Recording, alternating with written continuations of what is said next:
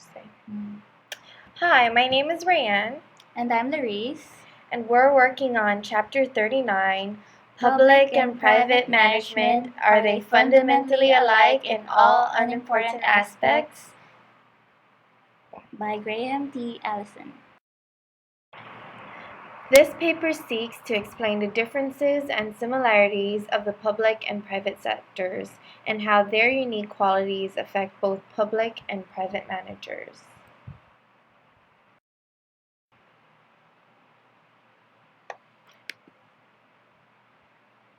In identifying the two sectors' nature, it is essential to first ask what public management is. Mere words or definitions cannot satisfy to explain the term. It in fact adds to the confusion of what really public management is. Therefore, Selma Mushkin.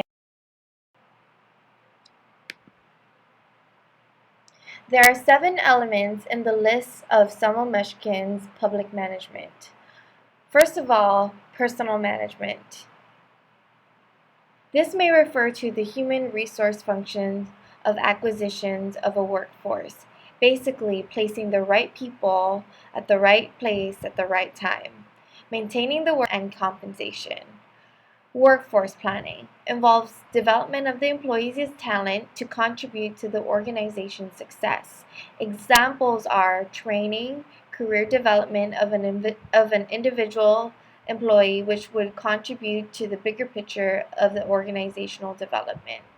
Third is collective bargaining and labor management relations. This deals with the negotiations between the management and employees to achieve mutual agreement. Fourth is productivity and performance measurements. These are basically performance evaluations by colleagues and superiors. Fifth is organization and reorganization. This deals with policy making, reveals the purpose of the organization and the strategies they would take to achieve their goals. 6 is financial management. And 7, evaluation, research, and program and management.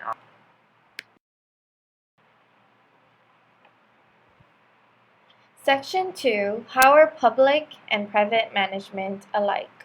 In Gulick and Erwick's papers in the Science of Administration, we will find the acronym PAS de Corp, which stands for Planning, Organizing, Staffing, Direct, Coordinating, Reporting, and Budgeting.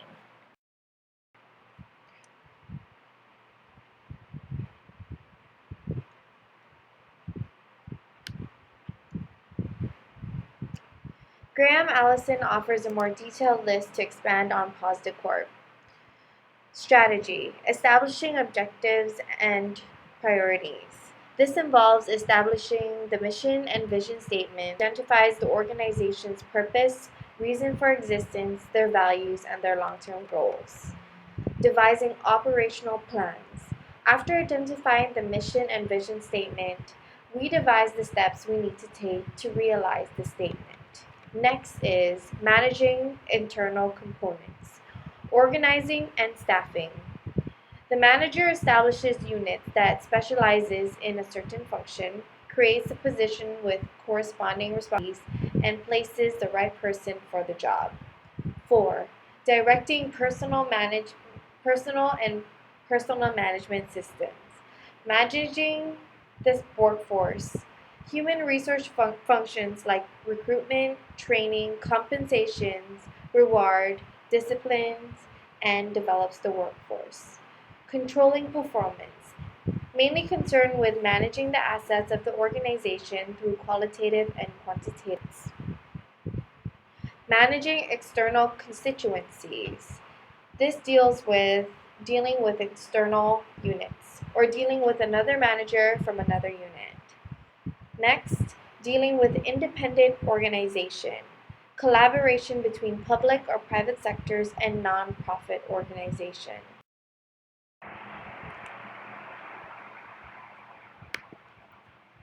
After identifying which fields are the public and private sectors, let us now identify the areas in which they differ.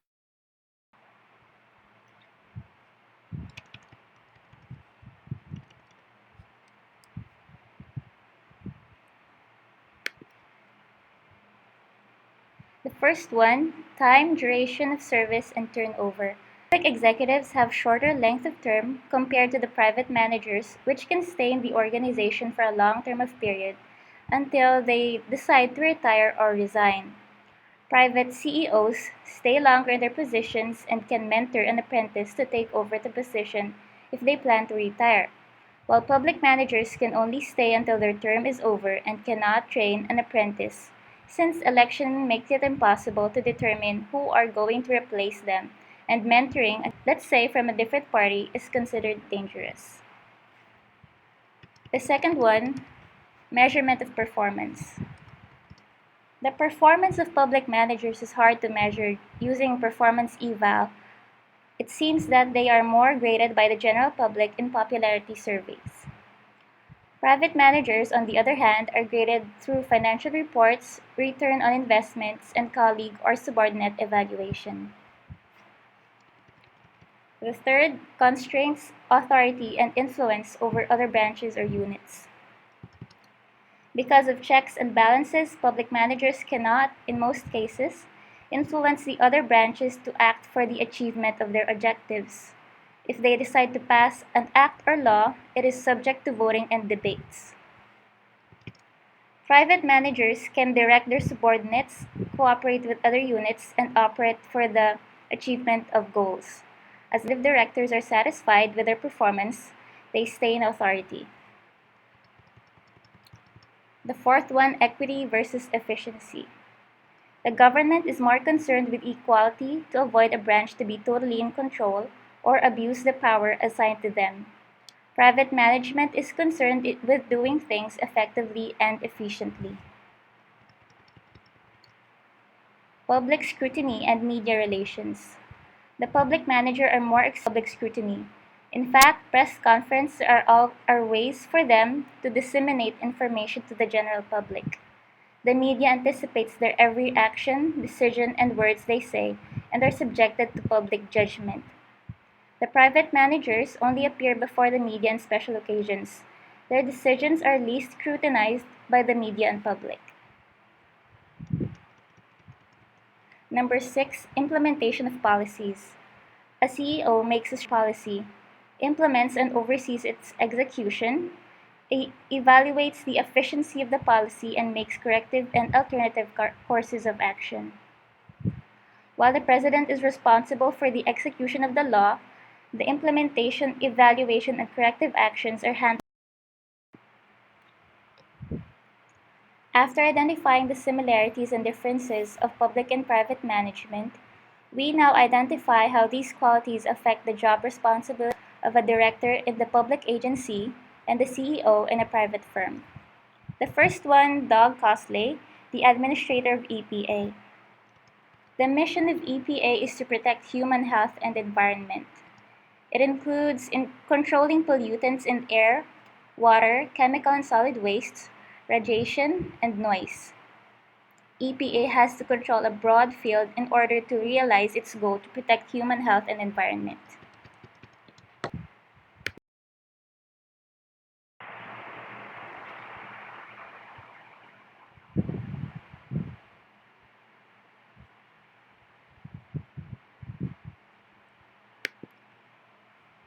Cosley's responsibilities are broad and difficult. It includes environment versus energy. He had to face conflicting national goals. Which direction is it going? What specific steps to take to realize the mission? Or identifying the specific objectives of EPA in accordance with its mission. Consolidate inherent complexity of their knowledge.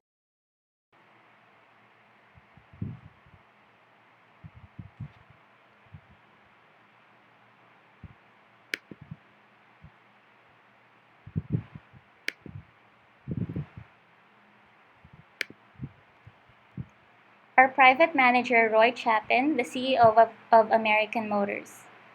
On January 9, 1967, Roy Chapin was appointed in the position during the company's crisis. Sales have fallen for the past 4 years. The company is losing money on millions of net loss. Newsweek also described AMC as a flabby, dispirited company, suggesting that the only way for AMC is to go down.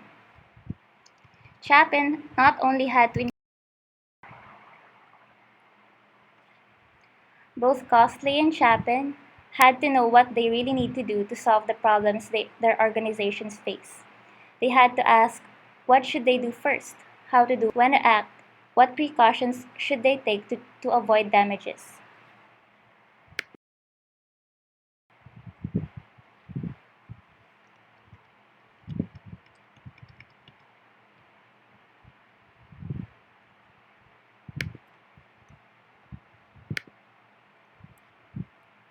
For corporate strategy is the pattern that directs him to see where the business is in and where will it be. For Costley,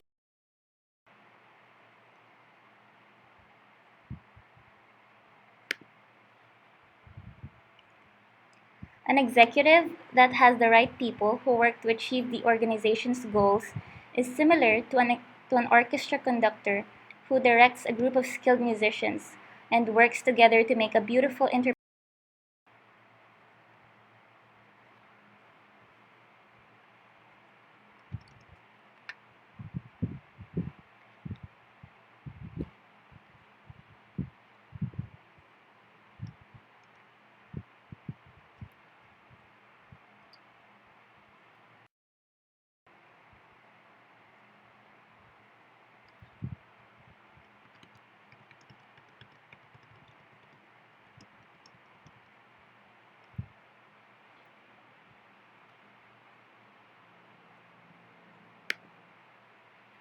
Costley, on the other hand, cannot freely make a movement of the workforce that he wants.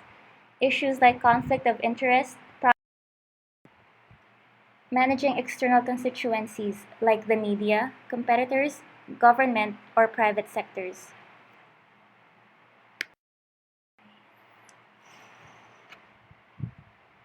I forgot to record that. Hmm, almost done. Sorry. Roy Chapin's accountability is with the board of directors who elected him as CEO. In order to boost the tarnished image of AMC, he had to deal with the press to change it. He had to follow government regulations like the Clean Air Act and make sure that the cars that they would manufacture comply with it. He has to fashion himself for the demands of the external factors. His accomplishments improved AMC sales, market share, image, and competitiveness. His bottom line is definitely success. Costley, on the other hand, is accountable to the President of the United States, the Council of Environmental Quality, Department of Energy, the OMB, and Department of Interior.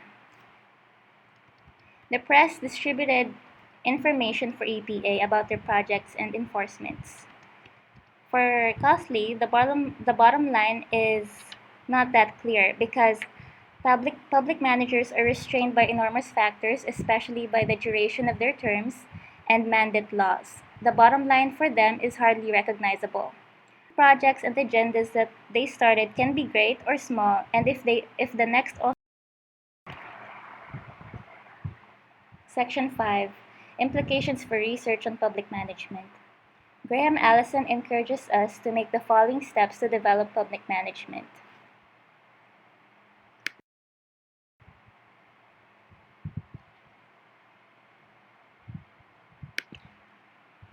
Number one, to develop a significant number of cases on public management, problems, and practices.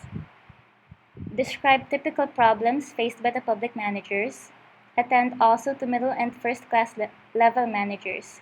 He stressed on the need to make researches on what lower level managers face. Examine both general management and specific organizational tasks. Cases should concentrate on the job of the general or the manager running his unit. What useful data from a manager's experience can we use for our research? It's better to study.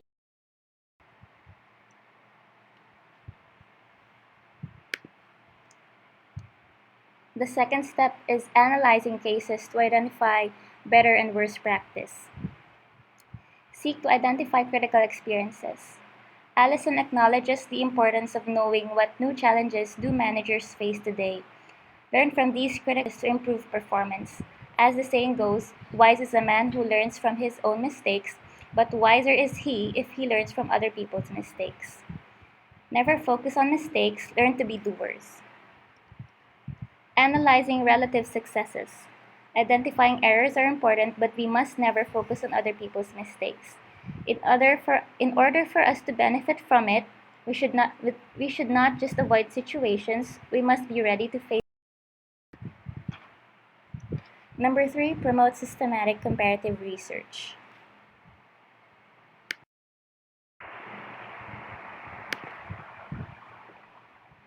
Number 4, linking to the training of public managers.